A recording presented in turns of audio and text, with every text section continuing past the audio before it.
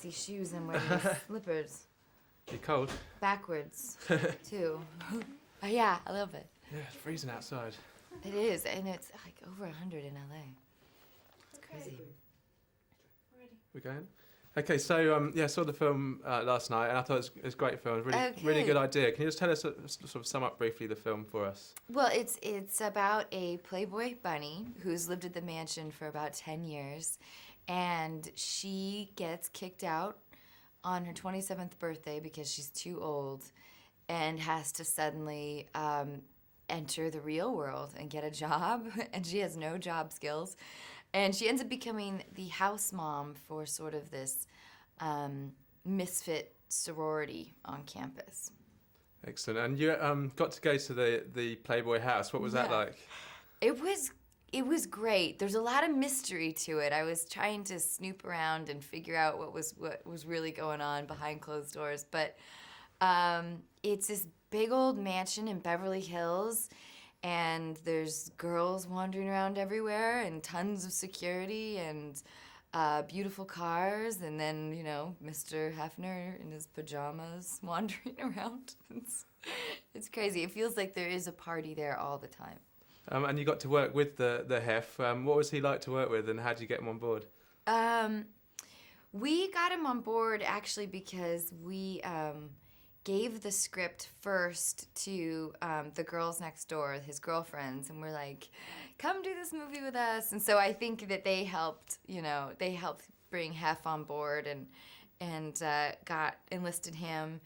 And he was so lovely to work with. He's very charming. He's a really very kind man, and I was so thrilled that they let us, you know, use their house and everything. It was great. And you actually did a cover shoot for Playboy. What was that like as an experience? It was great. It was.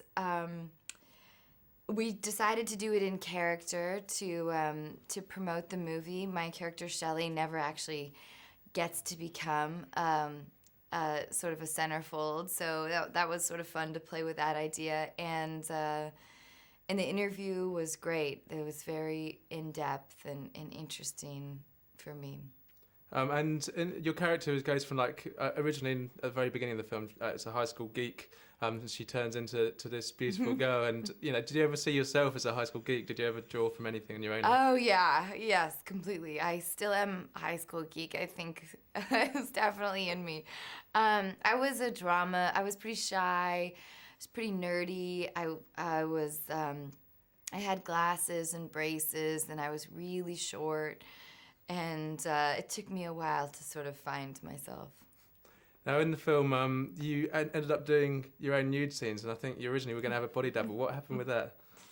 I just decided, this is sort of what Shelley would do, my character, so why not just do it? So I sort of, I lost my virginity, if you will, and doing the house bunny, which was great.